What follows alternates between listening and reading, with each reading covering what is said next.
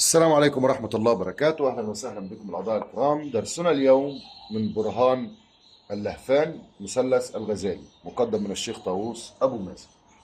النهاردة هنتكلم في المحاضرة بتاعتنا عن حرف الجيم. وحرف الجيم يعد ثالث حرف من التسع حروف الخاصين بالمثلث. حرف الجيم هنديله عنوان أسرار الطلسم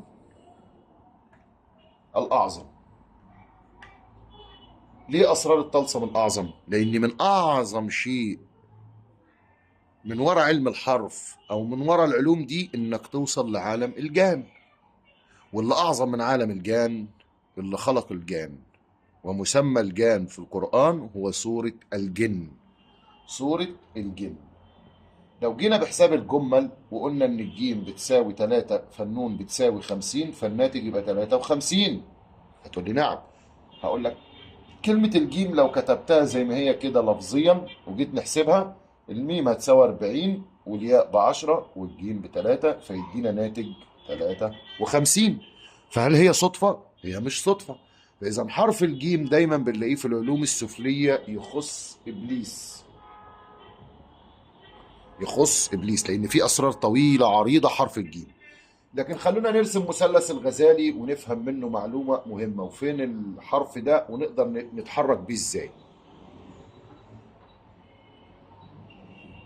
حرف الجيم هنلاقيه يقع معانا هنا، والبيت اللي قدامنا ده بيت مائي ولكن الحرف هوائي.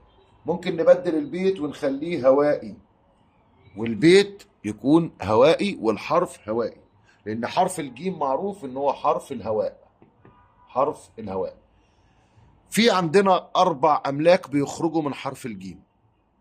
الأول عندنا قاعدة بتقول إن كلمة قرين لما نيجي نحسبها نلاقيها 360. كلمة قرين نحسبها نلاقيها 360. أولا إحنا ممكن نستخرج من اللفظي. يعني إيه اللفظي؟ كلمة 53 اللي هي كلمة جيم لما نكتبها جيم ياء ميم زي ما ننطقها 53 لما نطرح منها 51 يتبقى كام؟ يتبقى 2.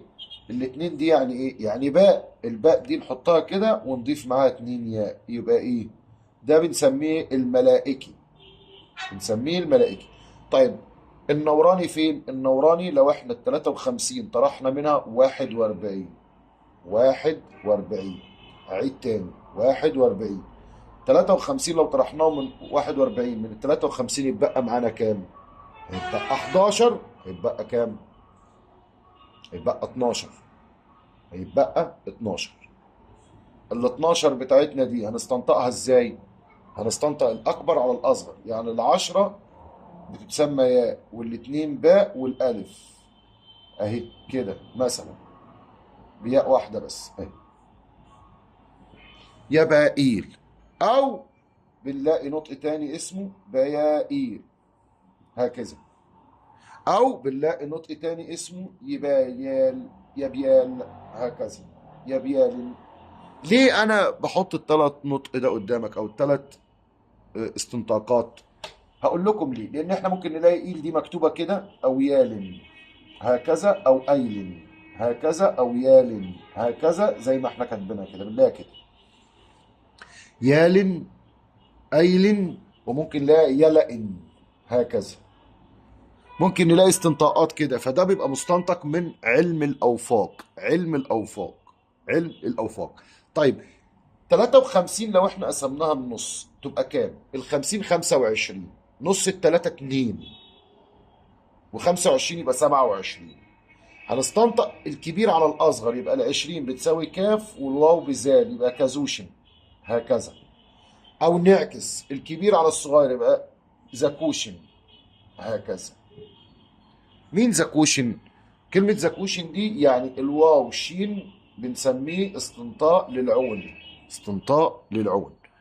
حبينا نعمل عمل وحبينا مثلا نستخدم حرف الجيم معانا فقط لا غير، يبقى احنا ما عندناش غير 5 حاجات هنحتاجهم واحنا معانا حرف الجيم. اول حاجة نحتاجها، الجيم ده طبعه ايه؟ طبعه هوائي. هواء. مين الملك اللي خاص بالهواء؟ هو اسرافيل. طب اسرافيل بتاع ايه؟ بتاع امراض وتمريض ونفخ وكسر ومش عارف ايه وهلاك ودمار، يبقى ده اسمه الشر. طيب حرف الجيم هوائي، يا ترى ايه الطبع اللي يناسبه؟ النار. مين الملك اللي يخص النار الحلو؟ جبريل. جبريل بيعمل ايه؟ بيعمل القبول والجلب والجاه والرفع. يبقى احنا عايزين خير، هندمج، هناخد معانا اول حاجه ادي الحرف معانا، وناخد جبريل، هنضيف معاهم الله. يبقى عندنا ثلاث حاجات. في حاجتين هنضيفهم، الطالب والمطلوب. بعد كده نحط كلمة غتم. غتم دي يعني ايه؟ يعني بنضرب أربع طبائع في 30 يوم في 12 شهر في السنة، يبقى العمل بيجدد نفسه بنفسه. ناخد المجموع كله بالكامل، هنطرح منه 12 ونقسم على 3 وننزل بمفتاح الهواء، هيكون هنا. مفتاح الهواء هيكون هنا، ونعمر المثلث بداية من المفتاح. طب ازاي نعمر يا شيخ والدرس انت ما قلتش التنقلات؟ هقول لك كمل المحاضرات للآخر علشان تقدر تخرج بمعلومة. وهتتعلم جوه السلسلة دي انك ممكن تتنازل عن الطريقة المعتادة امام الناس اللي هي تطرح 12 تقسم على 3. لا لا لا، ده انا هحط لك امور ما كانتش موجودة او كانت تسمع عنها وما تعرفش طرق التنزيل. هحط لك تنقلات في المثلث، اسرار عديدة في المثلث، ازاي تقدر تشيل ايدك من الحبر من المثلث يتم العمل مباشرة.